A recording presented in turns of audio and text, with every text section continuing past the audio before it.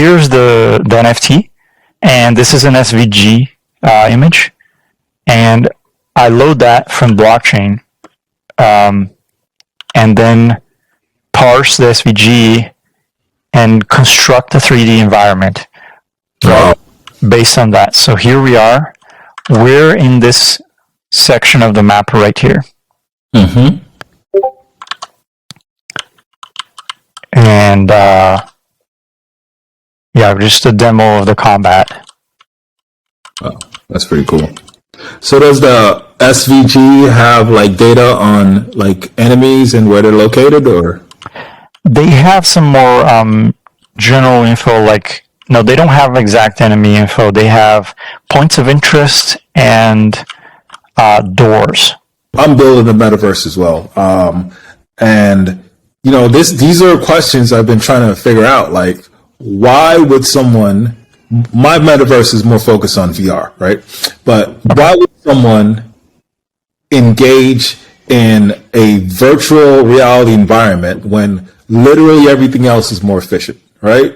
Like, why would someone, you know, like, for example, like there's a lot of talk about how the metaverse is like the next level, is the next, you know, big thing. But the comparison I'll make to the metaverse is the smartphone revolution. Like when the smartphone revolution happened, like you knew like everything's about to change. Like with this, there's so much barriers to entry. You gotta get like this big old thing to put on your head.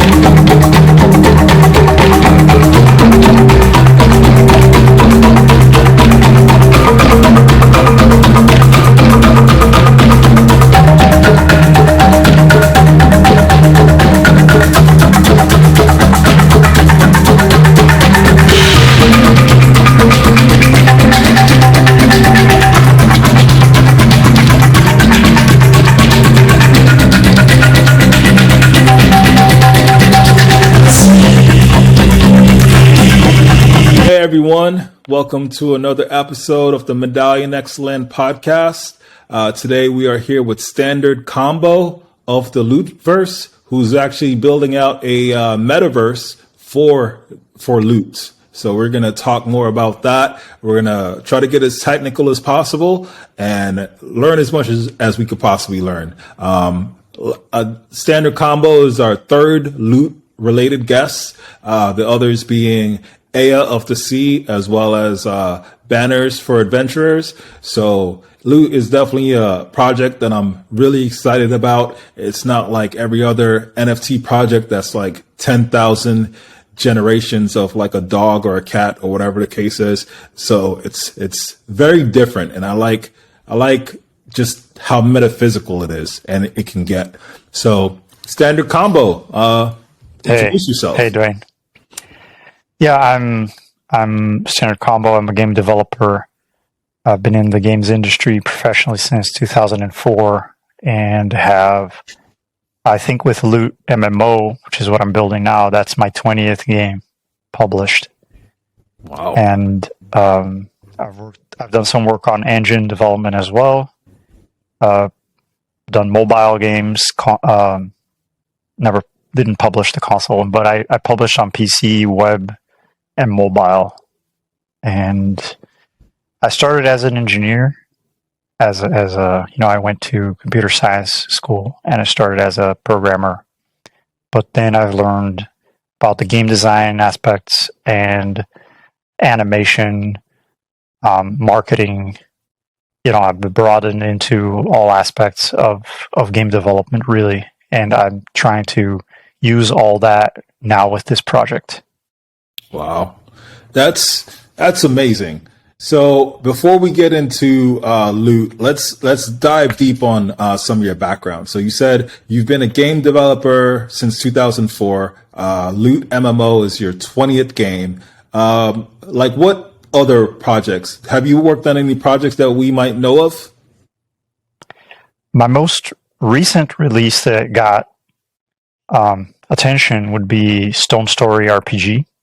That's an ASCII art, ASCII animated game. It's on Steam. Mm-hmm. And that's when you see my Discord profile picture. That's the Stone Story icon. And that was a big project. I started that one years ago. It's on the 8th year of development now, and it's done well. It's got awards and everything.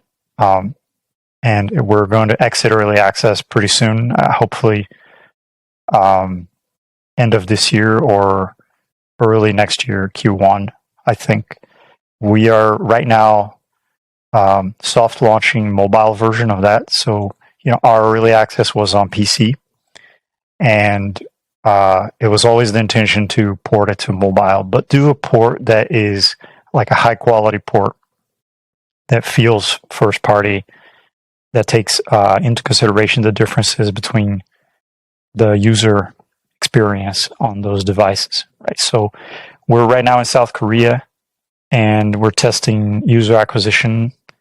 We're optimizing our user acquisition and we're beginning to roll out the monetization systems for mobile. So once we're done with that and we fix all the bugs, we'll do a worldwide rollout on mobile plus exit early access on Steam at the same time. We'll do a simultaneous global launch of PC and mobile. So that should be exciting. That's coming up soon. Very exciting. So that's my other big project. So is this a Web3 kind of project or is this a standard game? No, that's a standard game. I've been tempted to add because I love all the possibilities, the technical possibilities of Web3. So I've been tempted to add some stuff to Stone Story, but that would deviate from the original vision, which it's an 8-year-old project, so definitely not a Web3 vision. This stuff is very new. Absolutely, yeah. So how big is your team? Well, which team? Different teams. The one that you were talking about, Stone Story. How big is the team for Stone Story? For Stone Story, we are 5 people right now. I think we got up to 9 at one point. So we have different contractors and stuff. My main partner is the sound designer and composer. He's from Brazil. He's done all the music, amazing music, and all the sound effects and everything. And he's helped me with financing the project as well. So we're both, in partnership on that one. And then my right-hand person is the marketing and PR lead.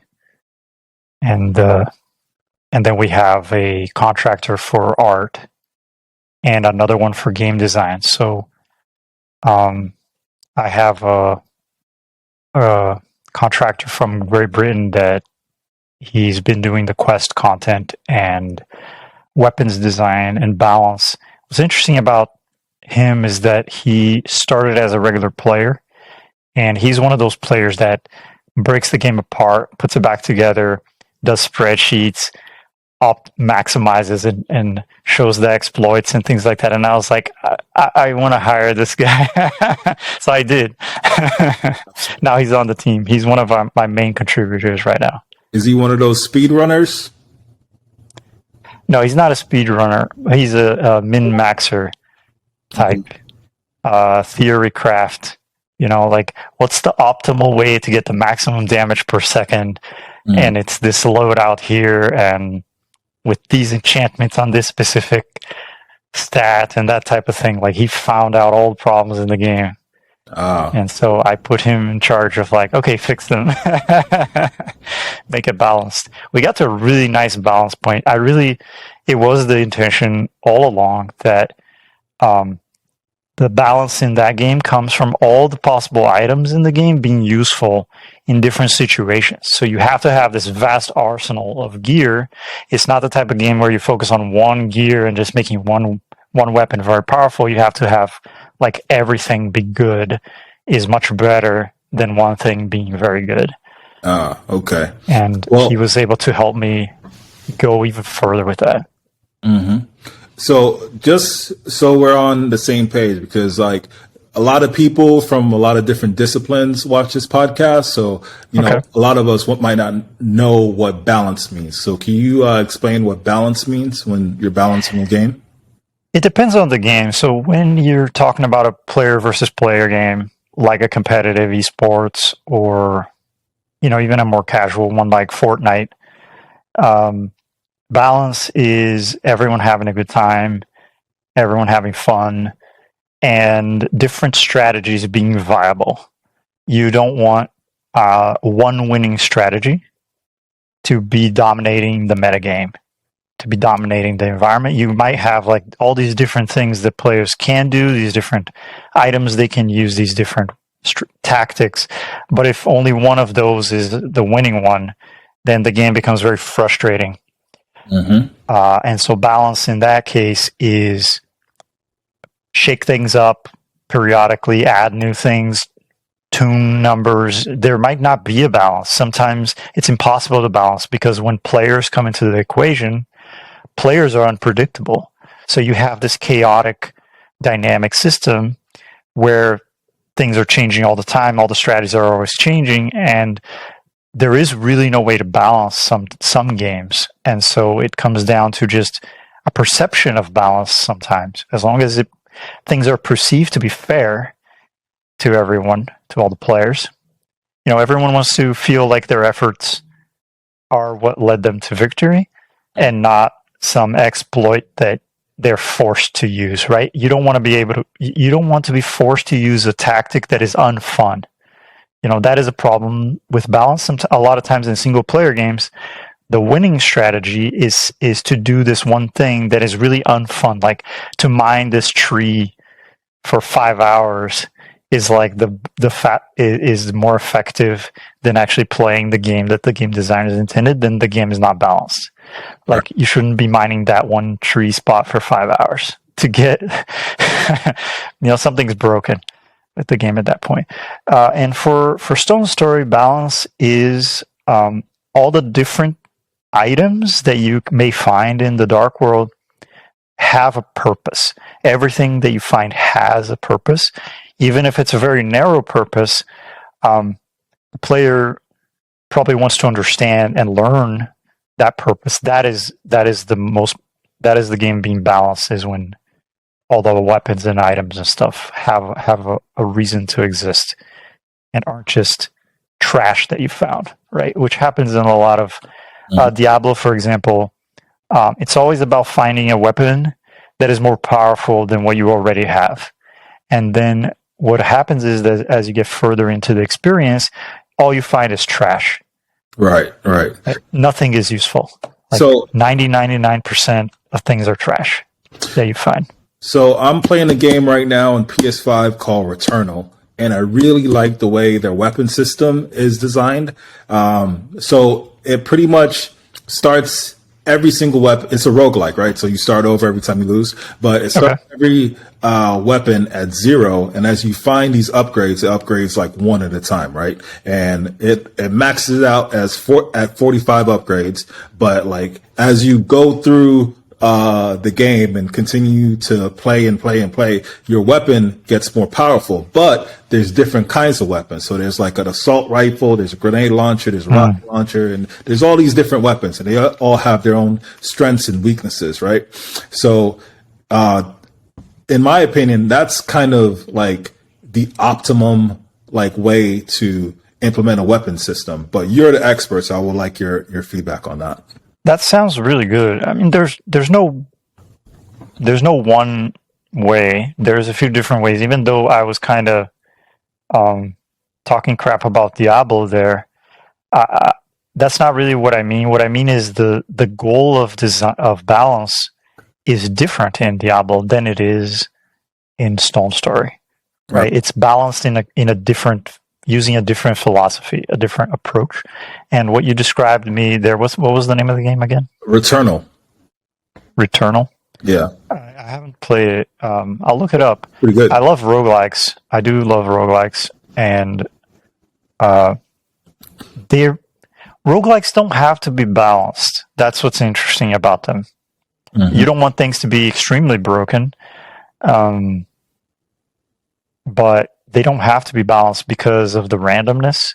It's fun if you find like this one thing that is very strong, and then you build around it. I think one of the confusions with the definition of balance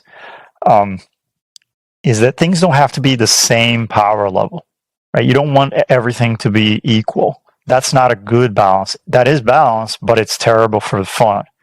You want things to be strong, but in different ways or in different dimensions, and then it leads to a much more rich and deep experience for the player. You can have, for example, a really strong item that has a weakness in a certain situation. And so if you're playing the roguelike and you find that, you're crossing your fingers that you don't run into that situation where you're going to die. And if you don't, you're going to blaze through the game. So that could be balanced in a way.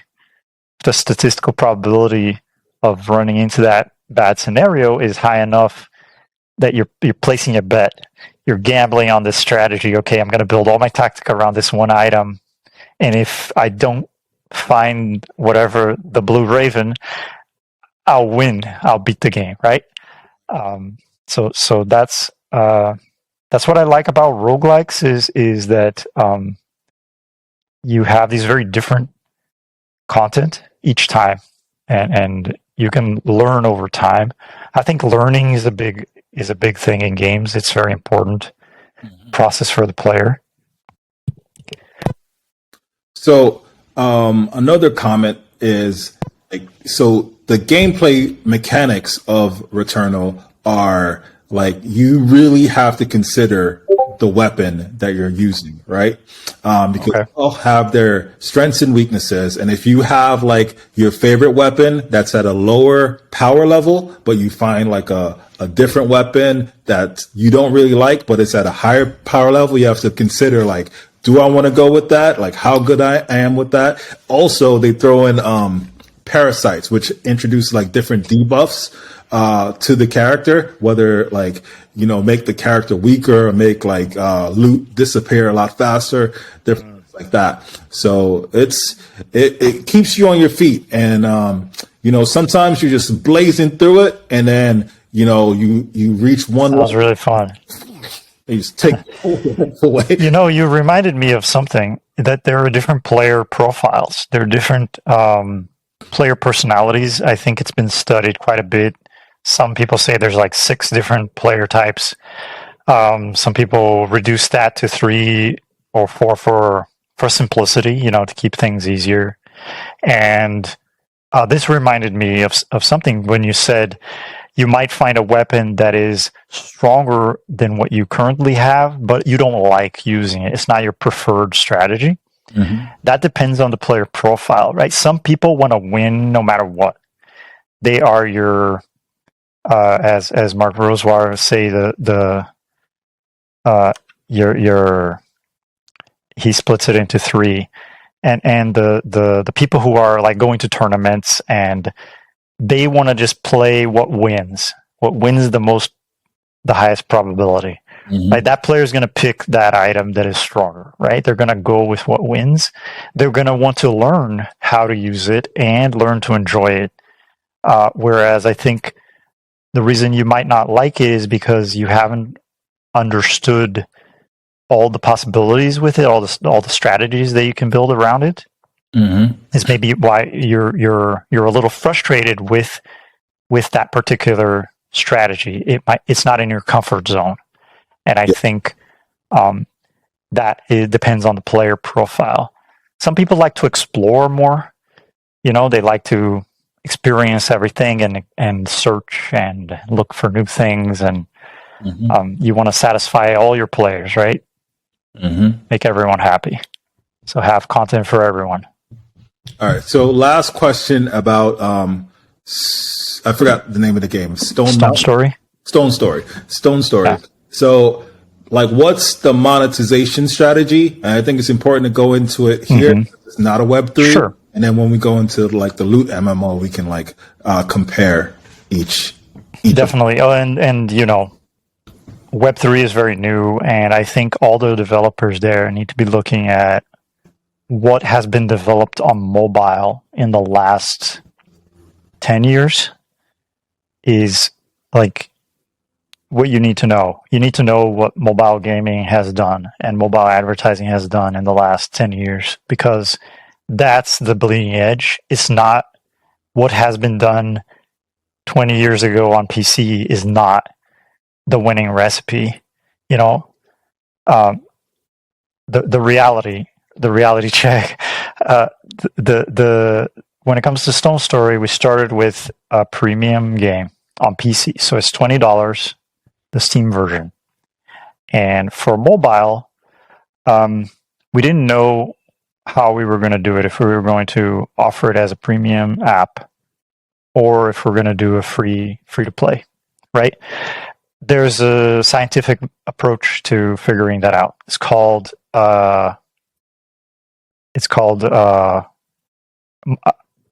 player acquisition optimization. I don't remember the exact term, but like cost per install is basically what you're trying to optimize for, is how much you spend in advertising per user that installs the app. That's what you got to figure out. And if you're under a certain number, like let's say 50 cents of a dollar, if you're spending less than that per install, you might be able to pull off a free-to-play game that is profitable. Because what you want to do, if you're spending 50 cents per install, you're trying to get 51 cents or more out of each user on average, right? It's all statistical. It's all like averages out. You're going to get maybe even hundreds of thousands of players. It's all averages, right? Is the name of the game. There's a lot of math. There's a lot of statistics. If you're really building something that is a business, right? If you're doing a fun project, if you're, you have a game that you really want to build and you want to publish that's different than like building a business, right? So if you really want to be serious, you got to use a little bit of the scientific method to optimize your cost per install, and then get that as low as possible, so that increases your profit margin when you're acquiring users. And if you're not above that, like if you can't bring your CPI below your average revenue per user, then you can't do a free-to-play game. The economics just aren't there, right? That makes sense, right? If you're paying more to acquire the user than they're paying you back, it doesn't work. So you do a premium game in that case. So that was what we were doing in terms of stepping into this, and we launched our soft launch about a month ago now, and all the numbers are saying that we're good to go on the free to play. Like we're getting really low CPI, much lower than we expected, and so now we only have to prove what is our average revenue per user. We don't know that yet. That's what we're working on now, and then we'll have the equation. We'll know what our profit margin is, and we can move from there. Now, there is a conflict between the player base on PC, which is paid, right? And then the free users on mobile. How do you handle that? So my answer to that is the economy is not the same. The in-game economy is balanced slightly differently. When you're playing on PC, it's not balanced to generate in-app purchases. Right? It's not that type of game.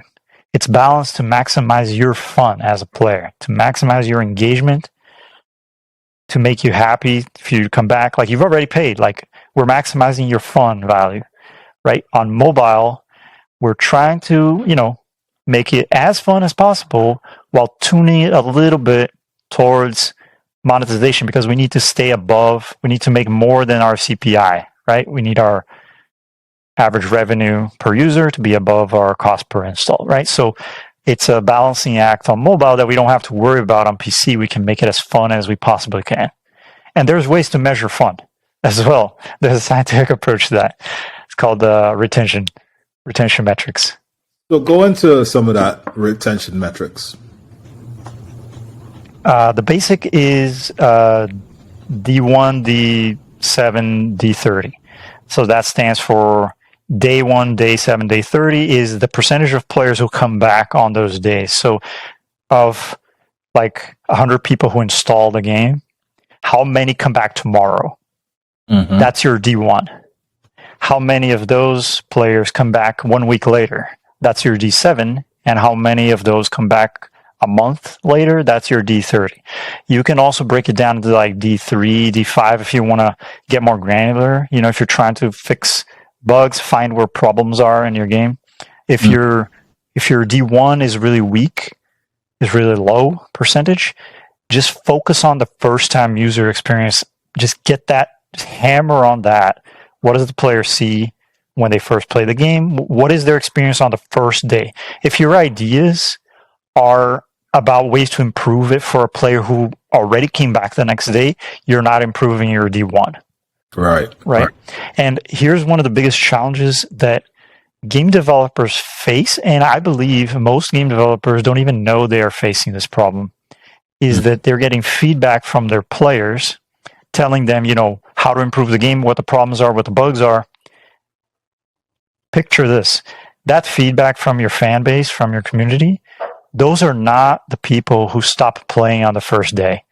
Those are people who went over the D1 hurdle, right? That you've already succeeded with those players. You're not getting any feedback from people who gave up on the first day. That's your silent majority. Okay. That's who you need feedback from. The most important cohort are the people who stopped playing. Okay. Right? The ones who kept playing, you made them happy. You succeeded. They understood the game. For whatever reason, you failed for most people. I think any given indie game is going to be like 90% of players churn on the first day and never come back. And only like 10% or less are going to come back the next day and play again. I think that's just the reality of development, and you have to work really hard. This is why I've been working on Stone Story for 8 years now, is because we've optimized the hell out of the retention. Like our D1, our D7 are amazing. D7 needs a little work still. Our D30 needs a lot of work. So we're at that point. Like that's how much time it takes to make a game that has really good metrics. It takes years of hard work, polishing, focusing on trying to talk to those players, using statistical analysis to figure out what the hell's wrong with the game on that first day. And it can go on and on and on. So based on what you just told me, your player base for Stone Story is about a month. Like after a month, you're experiencing a little drop off, but it's good for about a month. It's a gradual curve. There's no specific point. There were some specific points. We fixed those. Okay. Right now, it's like a log curve, right? Like it's a decay curve. Some players have been playing for over 2 years now.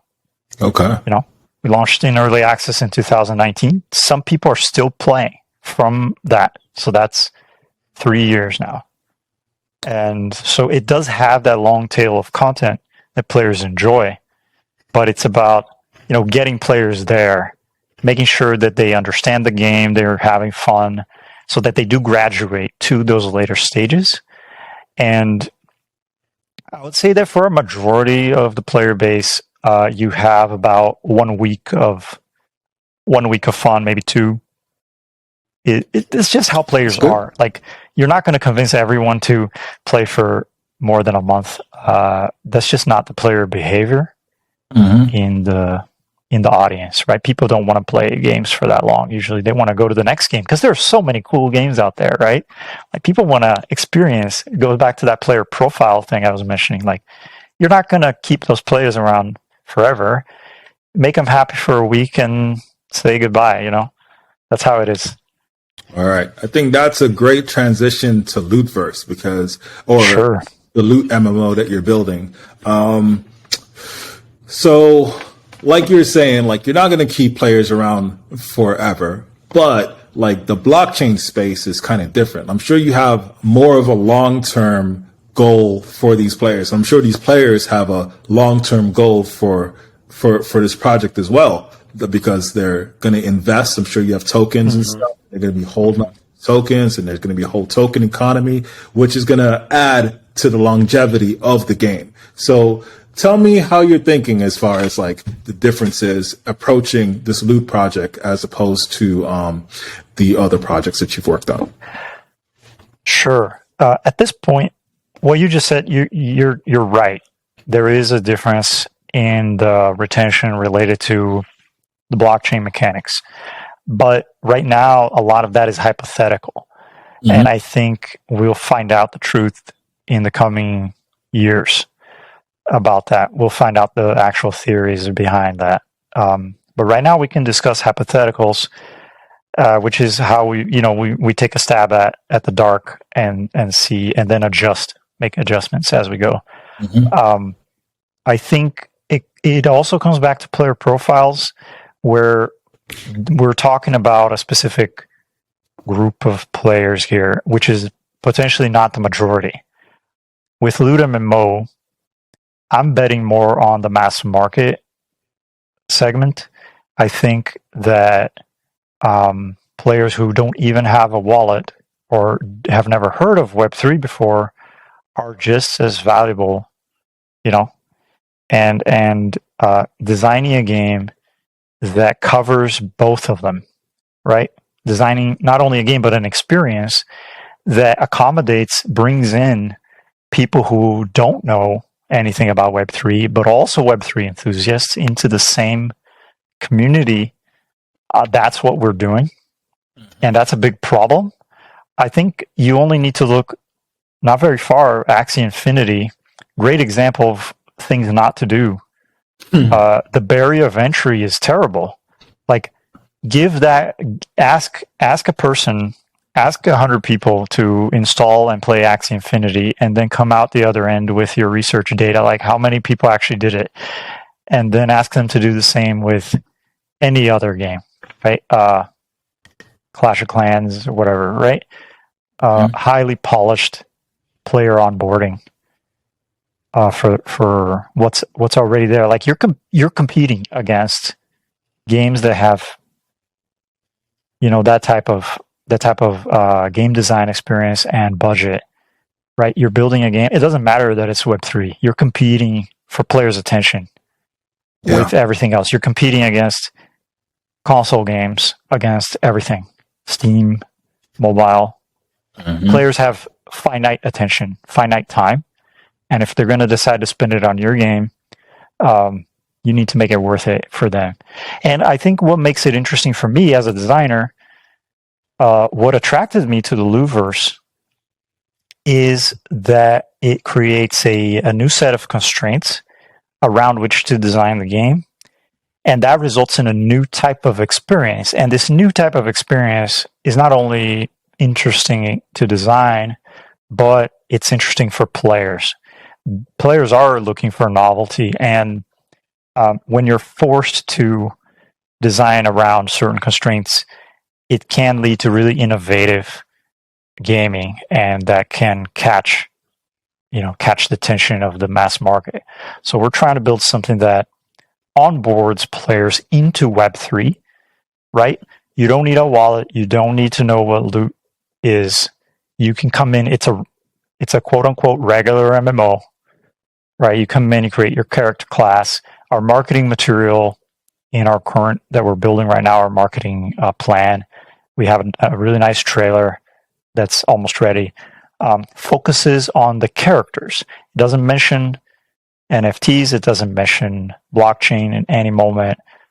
We're focusing on acquiring like mainstream players, and then once they're in the game, if they want to, optionally, they can connect their wallet, and if they don't know what that is, they can learn. We can provide a link with information.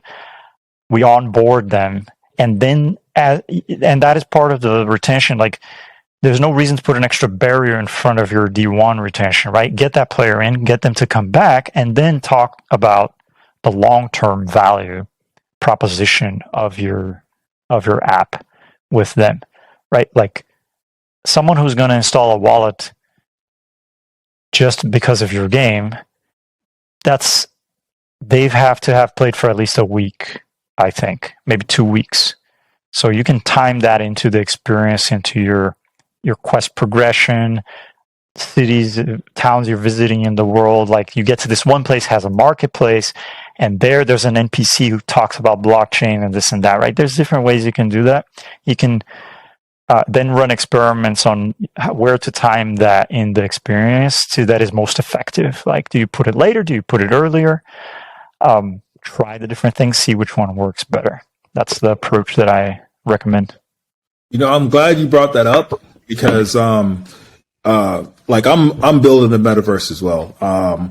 And these are questions I've been trying to figure out. Like, why would someone, my metaverse is more focused on VR, right? But why would someone engage in a virtual reality environment when literally everything else is more efficient, right? Like, why would someone, like, for example, like there's a lot of talk about how the metaverse is like the next level, it's the next, big thing. But the comparison I'll make to the metaverse is the smartphone revolution. Like when the smartphone revolution happened, like you knew like everything's about to change. Like with this, there's so much barriers to entry. You got to get like this big old thing to put on your head, like apps up to par. And, you just really want to, you just kind of question like, why is the metaverse the next big thing? Now, I believe the metaverse is the next big thing, but to date, there hasn't been like any, like I believe it based purely on theoretical.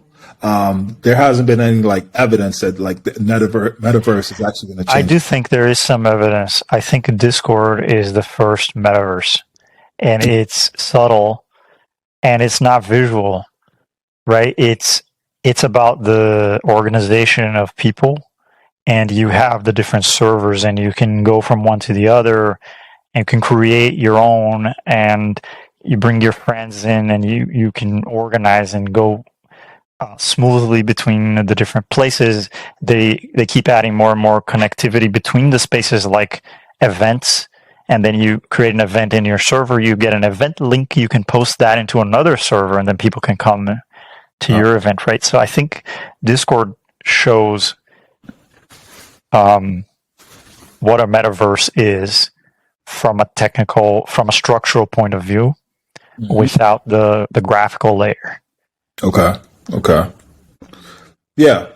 Well, that's definitely something to consider, because I'm new to Discord, right? Like the only reason in Discord is because this is where all the cool stuff is happening, but I don't know anything about Discord. I had to Google like, what are the best Discord servers for me to join type thing, So I'm like new to Discord, but it's definitely it's growing fast.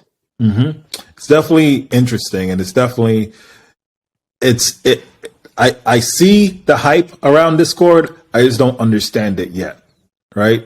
Because like I guess my Discord hasn't taken off, so I don't know what the big attraction is as of yet. But I think the big attraction is it works well, right? It's polished. It has modern design features. It's attractive for organizations, not in the corporate sense necessarily, but if you're making a club or whatever, any type of organizing people together into any kind of community, it has the tools. You can tag everyone and send important information, organize events, and share media as well, share pictures, and have different channels for you to organize your pictures and your videos and stuff. I think it's succeeding because it has really nice voice. It has nice texting. It's just a well put together app, right? It's got a web version. It's got a desktop version. It's got a mobile version. Like that's really it's got the trifecta. Yeah. Now going back to VR, you mentioned VR. The VR angle on Metaverse is interesting. I actually did some VR research at Zynga. So I was at Zynga for a few years, doing some research in there. We actually published one game from my team there, and it was fun. I have really bad motion sickness though, so it was anytime we're doing camera experiments and something goes wrong with the code, I'm out. I'm out of commission for hours. But VR, it's about growth. I think comes down to right at the end of the day, it comes down to the install base of the device or devices, and then also the frequency of use of those. And if you try to build a business, you need scale, you need an audience, an addressable market, and you depend on Facebook, Google to roll out the devices, right? The hardware, which people then have to decide that they're going to use regularly, or they're going to throw it in the shelf and never look at it again, which a lot of people do. They're excited about VR. They buy it. They play. They hang out. It's fun. It's awesome. But then, there's other stuff to do in life and other games and Steam and all this stuff, and they kind of put it aside. And can you reactivate those people, right? It's a challenging. I think VR is very challenging. It's definitely going to happen, but it's hard to say.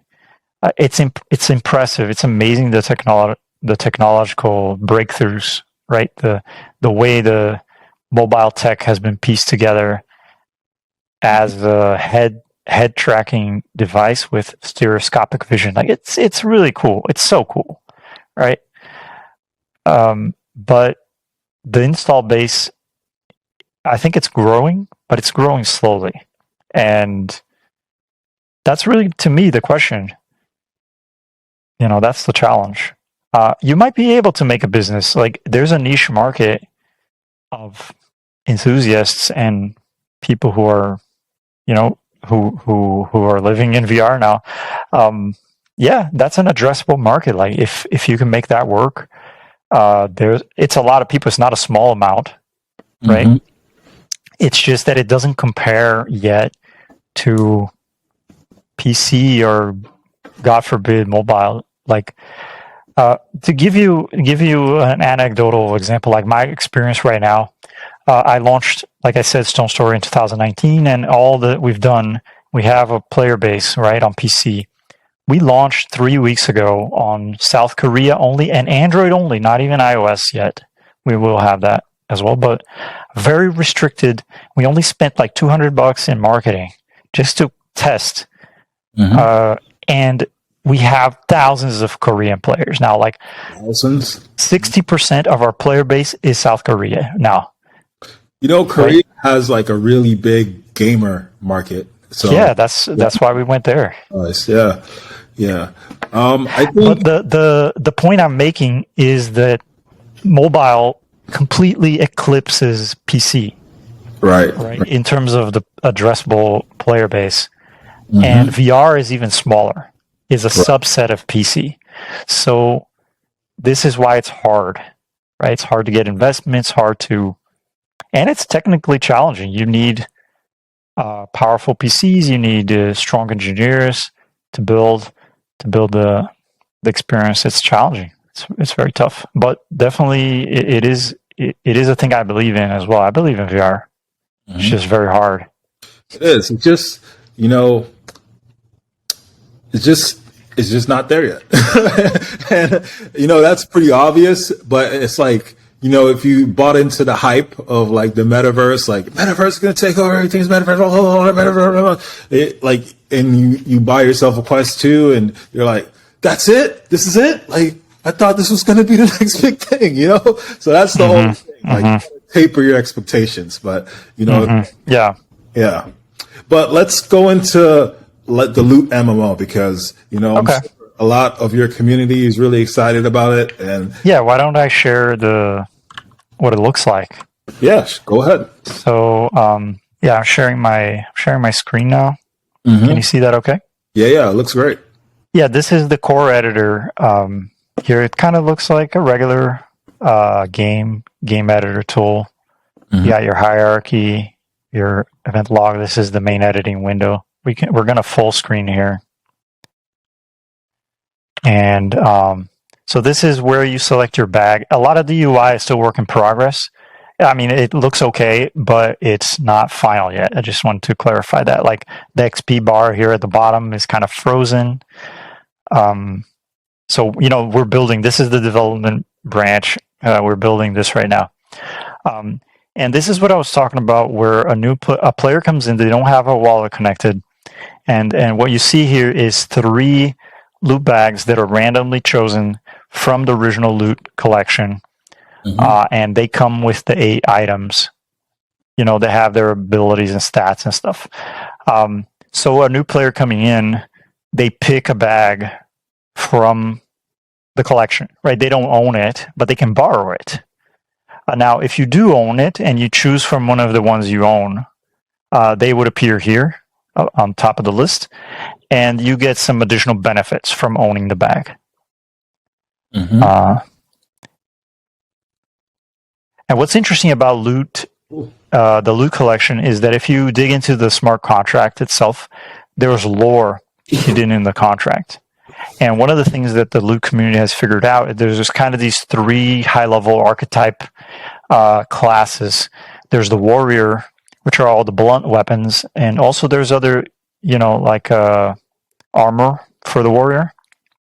The hunter is mostly the bladed weapons, and there's the mages, right? So if you look at the contract, it splits the gear into these 3 groupings. Kind of like the hammer here. Yeah, that's pretty cool. And so we're using that as our starting point. And for each of those 3 classes, we want to do 3 subclasses, because 3 classes isn't enough for an MMO on the scale that we're thinking. So we want, rogue, shaman, druid, etc. Right? We want 9. So each of those are going to have 3 subclasses. So the mage breaks down into 3, the hunter breaks down into 3, and then the warrior breaks down into 3. Let me reset my quests. So is this a elf, mage, warrior type character with a teddy bear on? Yeah. This is my skin. So I have a premium skin. Okay. Because I'm an early core user. Right. So core is like a metaverse as a service type platform where you can build your own metaverse. Really? Using the editor. That's cool. So yeah, this is the first quest. So this is kind of the first time user experience. You come in, and I actually want to hide this top piece and this top piece. So when a player is coming in, you want to minimize the information that you're presenting to them, so that all they're going to see is this queue on the left. They're going to interact with that, and you get this tutorial style indicator here. Okay, this is our first quest. We select that. So we have to find our mailbox. And you're looking around, you're trying to discover, like, oh, where am I? This is a social hub. This is where all the players land when they come into the game. So this is your mailbox. It's like a little intro message. Gives you your first item when you read the letter. And that's a piece of map. So you have to find the other 2 map pieces. You got this empty table here. I wonder what that's about. You got a table with some playing cards here. This is actually a fully playable poker game. Oh, wow. So, okay, collect a map piece. There's a tavern over here, fully functional. You can serve drinks and stuff. So this is the social space. So this is one of the big pieces of the project. It's already built. It's already done. Okay. So what are the so obviously the character can jump, and can it dash? Can the character dash? There are abilities that let you dash. So when you pick your class, that's when you get the abilities, and there are dashing abilities. The most basic ability are like the warriors get dodge roll, the hunters get blade dash, and then the mages get teleportation. That's cool. So this is your first quest. This is what I'm building right now. I just put this together last night. Is your first adventure outside. So you're going to press here. If I press here, it just fades to black and then freezes because it's not done yet. Right. But the NPCs and the combat is all done. I can demo that as well. Yeah. But I'm building this quest right now where you go outdoors and beat some raptors and come back get your treasure, right? But let me show you around the social hub a little bit more. I mentioned the pub, so there's a quest line for that as well. You can come and so it has these indicators and stuff Okay. to help people learn about the systems. You can drink it. Okay. You can serve it, so people on the other side can come and take it and then, give you a tip or something. So I've completed the bartending line. I want to put an empty barrel over there where you can toss the mugs. And if you get it into the barrel, there's going to be a little leaderboard up here. So that's kind of in my backlog. Once I'm done with all the important stuff, I'll start doing some of that fun stuff. So there's 2 more quest lines that open up here. One is Tavern Brawl. So this one's really fun. You can pick up the chairs, and then the next step in the quest is to throw it. And then the last step is to throw it at someone and hit someone with it, right? So this is an example of player onboarding where we begin talking about single player experience, right? Because we don't presume that you have friends that are coming to play with you. We presume, which is the majority case, you're coming in by yourself, right? So we on-ramp the idea of more people playing with you. And this quest is one of those steps where now you have to hit someone else to complete the quest, right? So now you're invested. You've already done the first 2 steps of the quest. You just have to hit someone. So you can wait at the entrance. Maybe someone will just randomly come in and people will show up from time to time, new players coming in or returning players, and you just smash them with a chair. Now, there is a hidden way to complete the quest, which is to hit yourself with a chair, which is funny too. So we just throw it up like this against the wall and just stand below it. And I missed, actually. That's kind of hard to miss. Huh? Let's try again. There we go. So that completes the quest. So now there's a line for poker. There's a quest line for poker. This one requires 2 people or more, right? This is about that on-ramping of the player experience. Now, to play the poker quest, you must have somebody to play with you. So you can wait for someone here and then you can engage with them in the chat and, hey, let's play some poker so I can do the quest. Or you invite a friend to join you. It's a free game. So those are your 2 options for completing the poker line. There is a pinball quest line. So you come in, you play this pinball game. It's really awesome. And we want to add more mini games to the social hub.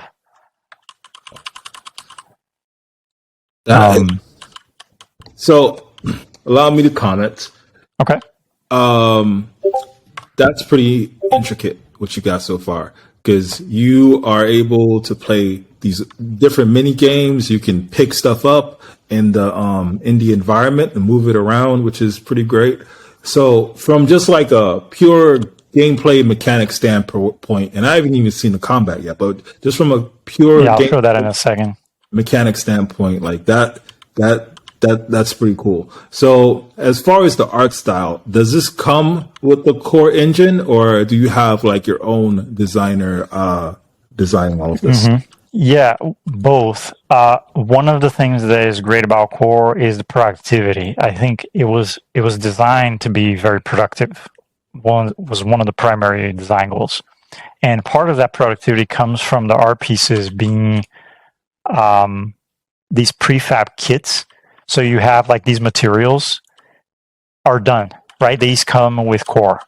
These rocks, this wood, like all this, the dirt, everything comes with the editor. And you then kit bash things together to form so you're basically level designing, right? You're level designing everything. Everything's UGC. This is a work in progress outdoors version of the hub that you saw. So we were inside and now we're outside that building. When you interact with that map and you come on the raid, the first raid is going to be here on this bridge. You come down, and this is where the first raptor is going to spawn. He's like biting at the bridge rail or something. You engage with him. There's going to be another one here, another one there, and then there's 2 here, and this is where it ends. So there's 2, 1, 1, 2. It's a really short quest. It's your first combat quest, so it's designed to be really short and easy, right? So that we maximize the percentage of players who actually complete it successfully, so that they can learn about the game loop, right? About how to play, right? So you got to keep it short and simple at first, and then we expand. We do more complicated quests. So let me show you the combat. But yeah, so I have an artist, and he's the one piecing together this stuff. He did the indoors environment. Now he's doing the outdoors. So he's really talented. If you don't have any art skills at all, you can already do some pretty impressive things. This is Unreal Engine, so you get that quality. And there's, prefabricated buildings and things in the catalog. There's a community content section as well that has over 8,000 different things that people have built. And you can browse that and use stuff. There's some really impressive art pieces, set pieces that you can use in weapons and abilities and everything in the catalog. You can piece together and form game experiences right off the bat without doing any coding or any art, just game design. But of course, if you do have those coding and art skills, then you can make more ambitious projects, right? You can make things that are more tailored to your vision. Let me switch scenes here.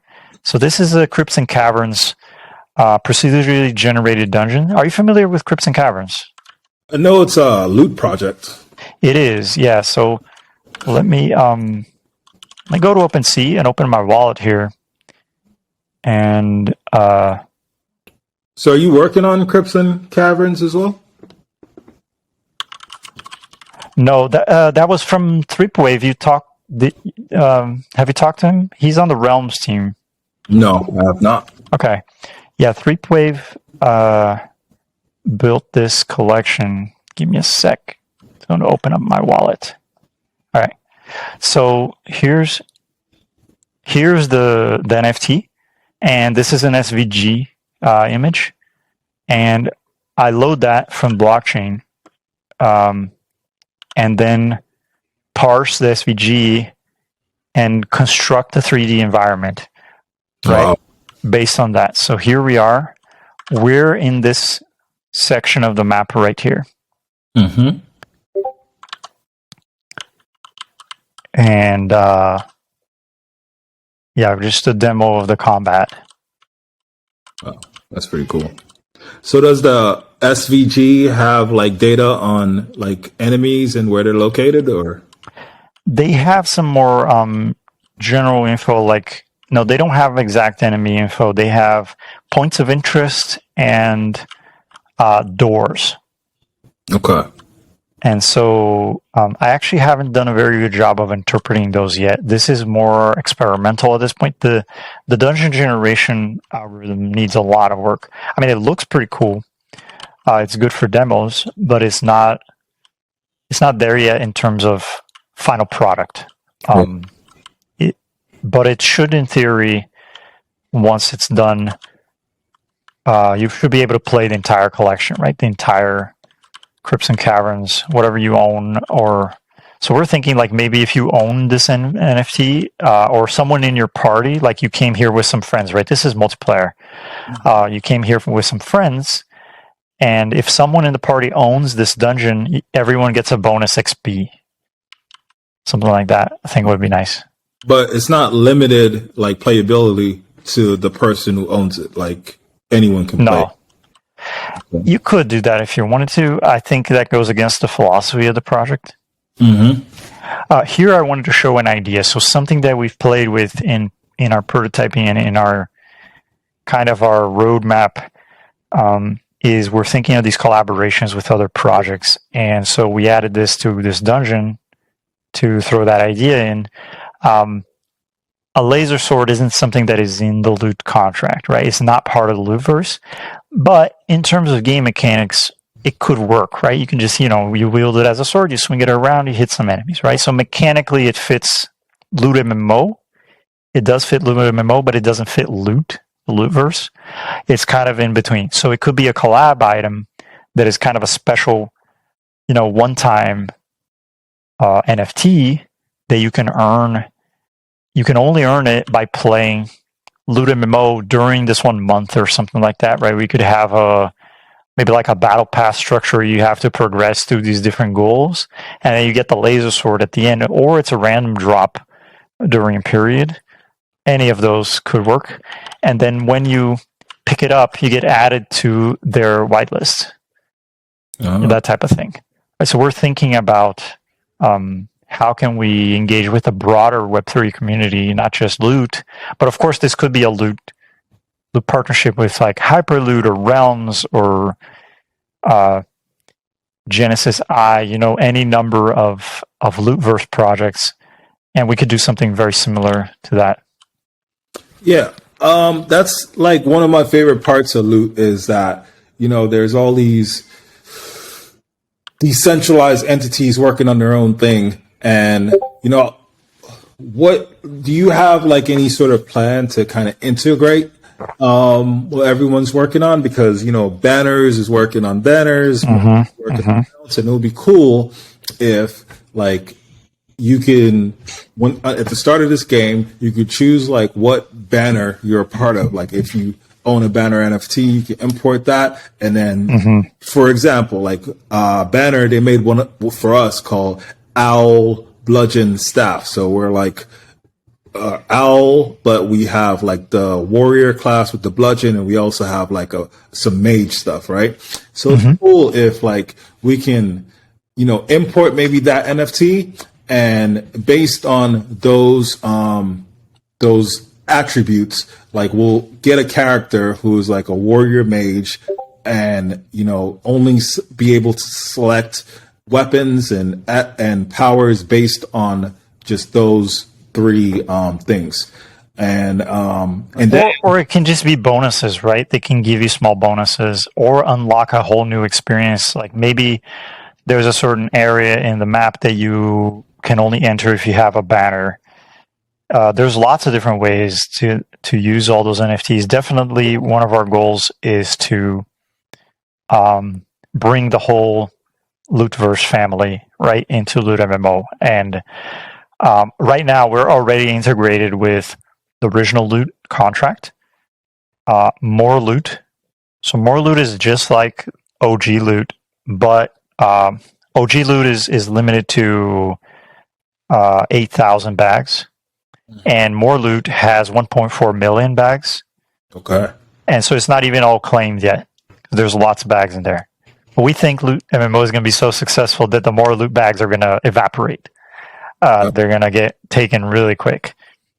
So those are really similar. And then Genesis Adventurers is the third one, which is similar to Loot, but what in that project you disassemble the bag and reassemble your adventures that are all of the specific order. So if you look at Loot, you might have like a katana of the fox.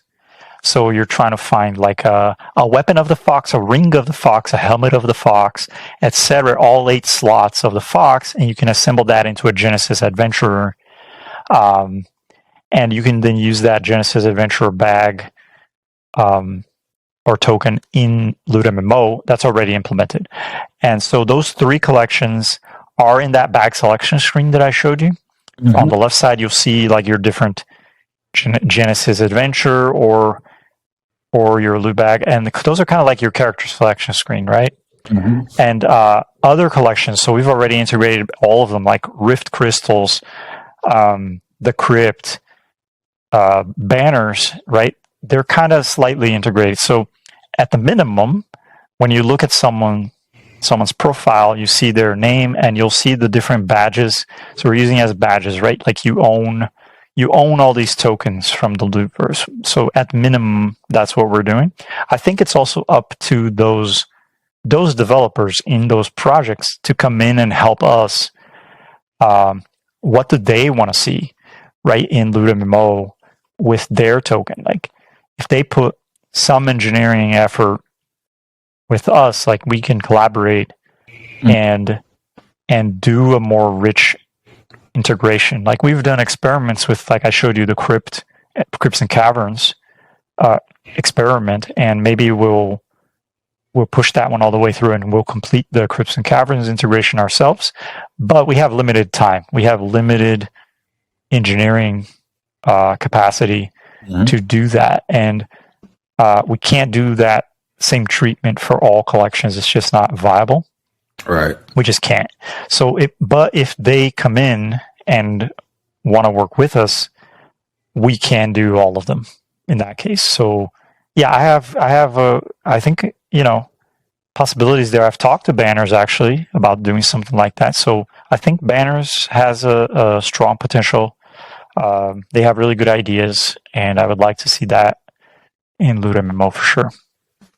So I don't know if you watched it, but I did a whole hour or 70-minute podcast with them, and like they have a lot of good, like innovative ideas around NPCs.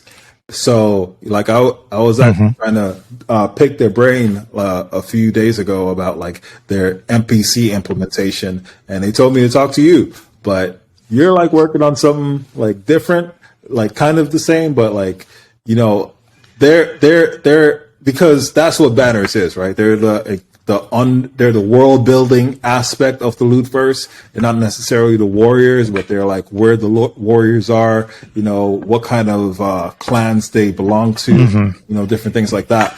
So, there's a big difference between, you touched on a big difference there. Where Loot started, really, and where a lot of these products are, is developing the foundational layer, the tokens, the building blocks of the world, right? And we are starting with Loot MMO, we're starting on the opposite end because we're concerned with mainstream players. We're starting on the presentation layer, the gameplay layer, and we're making sure that is great and has good retention with is hitting home with players, and then we'll work our way down, right, to meet in the middle. And I believe in that because of our goal, but I'm definitely confident we will also do on-chain deployment as well with Loot MMO, definitely. What attracted me about Loot is this these building blocks. It's very interesting. It's abstract art, right? It's a collaborative media. It's a community-driven abstract art movement, and it's really cool in that sense. What abstract art does is it presents you with symbols, and then you have to interpret them. What do they mean in your mind, right? That's what's great about abstract art, is it's personal to you, how you experience it. And when I saw Loot, I saw an MMO. That's how I interpreted it. Right. And with all these projects, you see the different interpretations of the different creators, the different builders. Awesome. Yeah. I love it. I think it's an amazing new thing. It's an amazing new thing. I think the C described it as emergent art. So it's very, very interesting. Also, so are you guys working with Lord of a Few in the Realms team? We've been in talks with them. One of the challenges, I would love to work more with Realms, but they're on Starknet. Yeah. And maybe we'll go there. I'm not sure yet. In terms of, to do the things that I want to do on chain, we need lower gas. We need lower gas costs than mainnet Ethereum, right? maybe certain things we can do on mainnet, but we probably want to go to somewhere like Solana or Starknet, right? But there is that extra barrier, that extra technical barrier for us to go there. And if we do make that leap, it's going to be great. That's kind of beyond the roadmap at this point. I think I've done an interesting experiment where I took the Realms NFT and I generated a 10 kilometer by 10 kilometer procedurally generated terrain with vegetation and everything, foliage, and playable, and run around. And then you have, if you look at the Realms token, it has those cities, the cities and the rivers and stuff. Yeah, I put water. Those cities could procedurally be like buildings and or dungeon entrances and things like that, and points of interest in some form. And then it becomes more of an open world type game. So there is the opportunity there for sure to collaborate with Realms. I think maybe next year we can revisit that. Yeah, it's exciting. So usually I end the podcast here at the 70-minute mark, but I'm having so much fun. I want to continue. Well, if you have more questions, I'm happy to answer. Yeah, I definitely have more questions. So I wanted to switch more to AI generated art because that's a new thing and it's starting to that's awesome take over. So for example, Stable Diffusion. I saw someone who was able to like generate a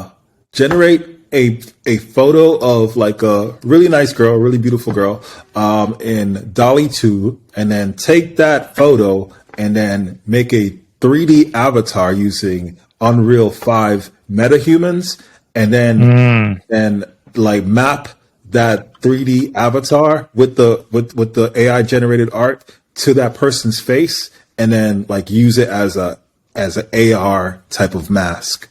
So I was like, whoa. Crazy. Blew my mind. That's multiple layers. Yeah, that's insane. Yeah, it was crazy. But no, let me tell you what's funny to me about text to image and image to image, AI generated art. What's funny is that just a month ago, or like 2 months ago, I was having this discussion with a colleague of mine, and I was telling him, like, look at these images, like, it's trash. They're bad. The faces are distorted. Like, yeah, maybe you can gain some productivity, but you're going to have to touch up in Photoshop all these images and stuff. Like, I just don't see it yet. I think in the future, yes, the algorithms will get there, but they're not there yet. And then 1 month later, everything changed. It's like Mid-Journey explodes and there's Stable Diffusion explodes, and I'm like, okay, now it's production ready. Like, I thought we were 2 years away. It turned out we were just 2 months away. Mid-Journey is amazing. I don't know, because I generate stuff with DALL-E 2, like the faces are always weird, like the eye is like always like there's one eye. But with Mid-Journey, it's like perfect faces. And I'm like, whoa, what are they doing different? Because like Open AI, I'm sure they're like well funded, and I don't know like how well funded Stable Diffusion, Mid-Journey is, but their art generation is just so beautiful. Like, it's beautiful. Yeah, it's gorgeous. Let me show you an example. So look, AI generated art is production ready. Like, people need to start integrating this into their pipelines now. It's ready to go. This is it. Let me show you an example. We've used this in LudoMMO already. Show me. And we used it in the concepting. All right, so I'm going to share my screen here again. So this is our Twitter page. I posted this a few days ago. This is one of our marketing assets, and it looks hand painted, right? This is the rogue hideout. So I commissioned to an artist a background for each class, for each subclass in the game. So a total of 8 or 9, depending on how you count it. So a total of 8, and this is the rogue one that he came back with, and he used Midjourney to concept it. So he asked Midjourney, give me a rogue hideout. And this is what it came back with, and this is the picture that he chose as a reference. The reference art is so important in level design, in lighting. This is something that I underestimated, is how important reference art is in lighting, in composition of 3D environment. And he used those two aspects, composition and lighting, to build the final art. So this is 3D. You can walk around, and this is a playable space. Wow, that's 3D? Like, yeah, this is 3D. How, like, the assets look just like the AI. Like, how did you get that tool? Because he used it as a reference. Oh, he's looking at this, and he's trying to, like, okay, I'm going to build this in Core using, this is Unreal Engine rendering. Well, that looks just like a picture. Like, I thought that was a picture. Yeah. Wow, that's amazing. This is going to be part of the game. So another reason why I commissioned these backgrounds for the classes is because we're going to do a game jam in not sorry to sidetrack the topic a bit. We're going to do a game jam in a few weeks, and this is going to be part of the source material for the jam that we're going to give people. Like, hey, here's different environments and stuff that you can use and recombine, and right. So this is going to be one of the pieces that we're going to give folks in the community to play with, to build with. Do whatever you want with this. It's open source. But yeah, going back to AI generated art, like, that's our experience right now. This was our first step in doing that. I have another idea.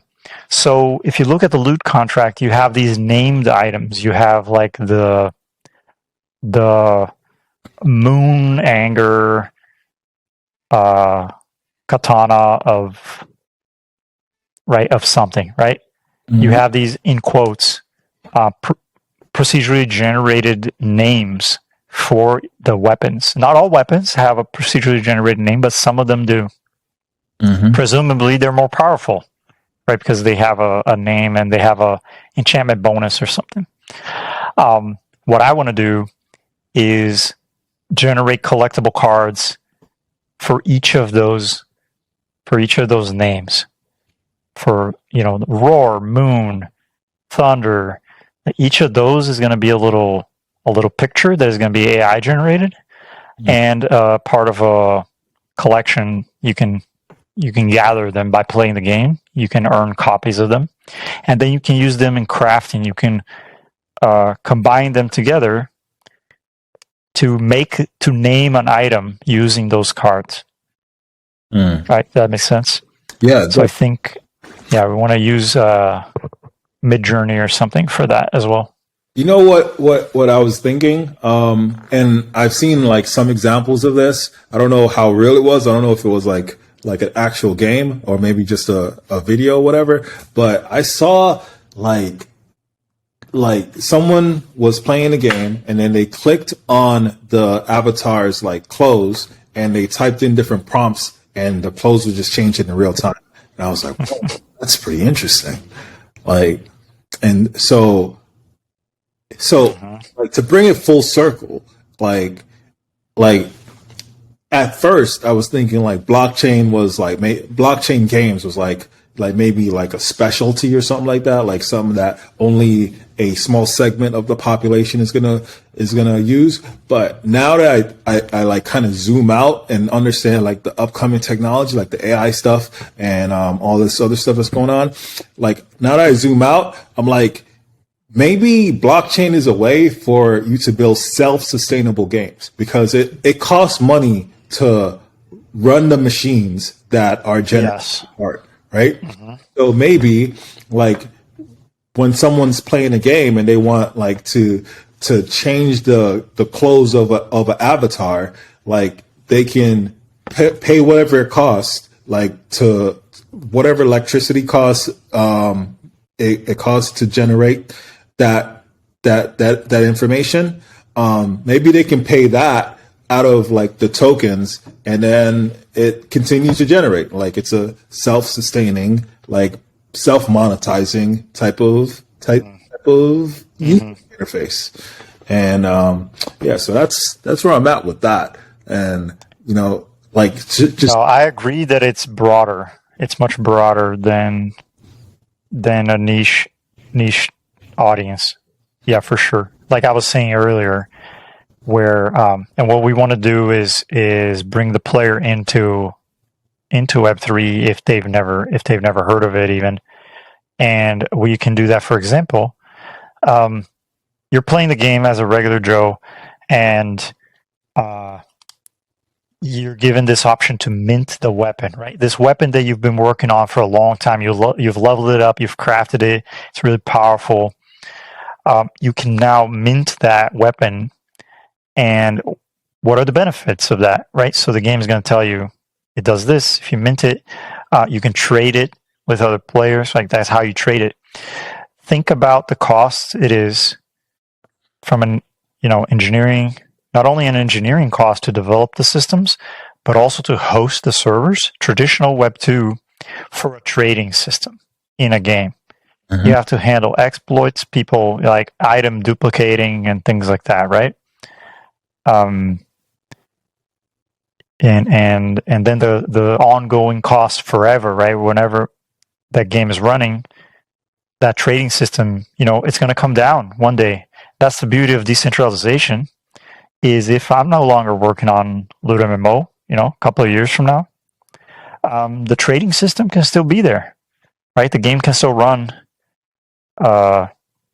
because I don't have to pay for the servers that host the trading AI algorithm, right, and database, and that's a perfect example to me of where blockchain comes in, and it's not necessarily something you even have to surface to the player. It can be built into the software. It can be more transparent. You can have an address that is not their address. Like you can give them an address temporarily to mint and pay the mint cost, especially if it's not a mainnet. If it's a low cost, then there can be like a DAO that generates revenue right from the operation of the game and then uses that to pay for the minting costs. So the players don't have to pay for the minting costs, right? Maybe they have a budget. Maybe they have to find an in-game item that gives them the minting, like some obsidian stone or something. So it's kind of a rare drop. So this creates a whole economy around the obsidian stones now. So it's a really exciting design space. Yeah, I agree. And like, I guess one of the challenges that I'm having, well, it's not a challenge, but like because I'm not rich, right? Like I'm trying to think of like ways to scale like the development of this game. And like you said, like you don't want to be working on this forever. Like what the optimum place you want to be in is get like a game that people enjoy, but that like people who are more technically savvy can contribute to, and it kind of builds itself like forever. If the user base like allows it. And so what kind of techniques, like are you employing those techniques to kind of get people to contribute to the game incidentally? Yeah, and that is part of our project. So what we're doing with Loot MMO is we're not building my team, right? We're not building the MMO without the community, This is where the game jam comes in. People come in to build the world with us. We're providing the tools and we're building the framework, like the quest system, the combat, like the fundamental building blocks of the game we're building. But what is the loot world to you? Like which area do you want to visit that you would like to build? You can go into the editor that we've set up and create your map right? Your town with your quests, with your NPCs, and then that gets added to the game Right. as a place that players can visit. Right. So that's part of our plan. We're going to start that next month. So, like NPCs, and this is what I really want to talk to you about. So NPCs, right? NPCs are pretty much what brings life to any game, right? Like if you're playing a game and there's no NPCs, it's kind of dead, right? So Okay. now with this introduction of like everything that is on the Realms game is supposedly an avatar. Like the land is an avatar, all the trees and stuff are an avatar, all the people are avatars. So, everything's an NPC, I meant to say. I mean, NFT. Ugh. Everything is an NFT, right? So that means that different NPCs can be NFTs, right? Sure. So I'm curious how like because maybe someone doesn't want to play the game as a warrior. Maybe they want to play the game as like just like a regular person who runs a grocery store or something like that, or runs a bar, and that's what they just want to go around and sweep up their little establishment and put away all the stuff and pick up the chairs that you throw at people. Like maybe that's what they want to do. And I'm just curious, like maybe that's now possible. Like maybe Yeah, definitely. and You can create that space, right? If you have a certain experience that you want for your area, you can just build that and we attach it to the game. yeah, Yeah. That's the metaverse. Yeah, that's the metaverse. Like I don't think the metaverse is just like VR and all that stuff. I think the metaverse is Minecraft. I think that's what the metaverse is. It's like something that allows you to interact with this virtual world however you see fit. And I think like once like everything fits that definition, and that's what the metaverse actually is. I think it has to do with user generated content, which is a big thing in Minecraft, and the tools to do that.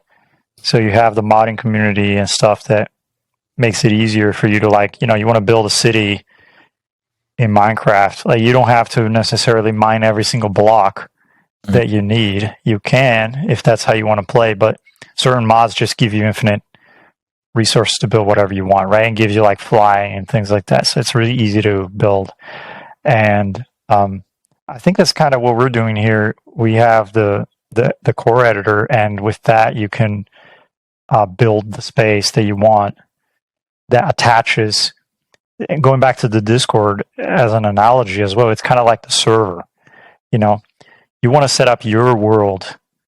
It's in the MMO. It's part of the MMO universe, so it kind of obeys the same rules. But if you want to change some of the rules, you can, or if you want to change all of them, you can.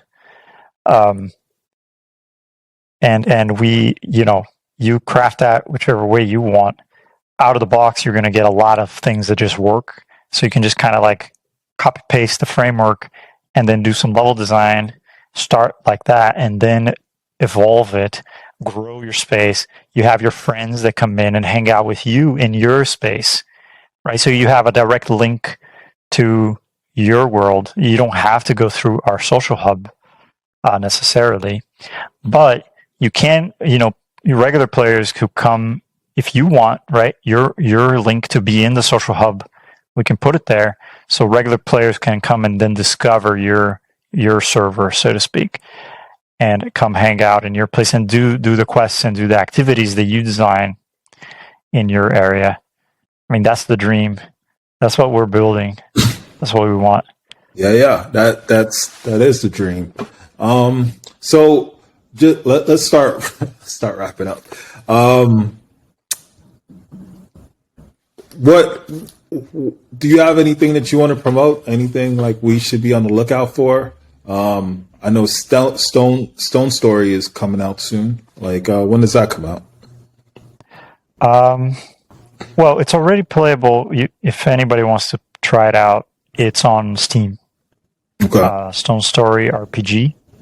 Or if you Google ASCII art game, you'll find it as well. It's the top result. But that one's already out, but it is coming to mobile pretty soon. I was aiming for November, but with Loot MMO deadlines, I'm pushing it back to early next year. So we're gonna do a full release of Stone Story that next year. But what I would want to promote is the upcoming loot stuff, right? So we have a boot camp. So people who are curious about, or they want to learn how do you build a 3D multiplayer game, we are going to have a session for that starting soon. I think October 3rd it starts.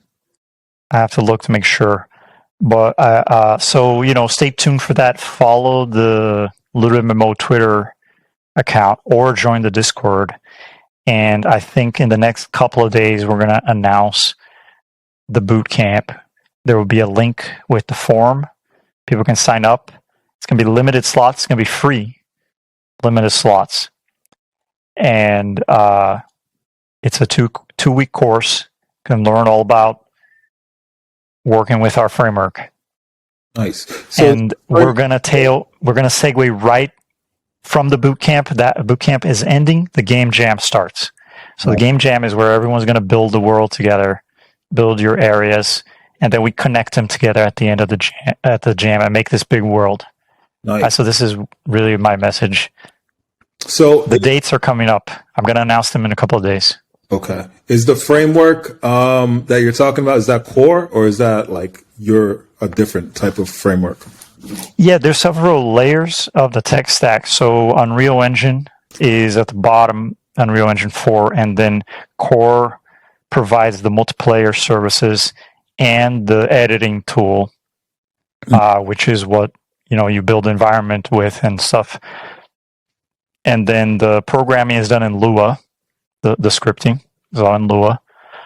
And then our Loot MMO framework is on top of that.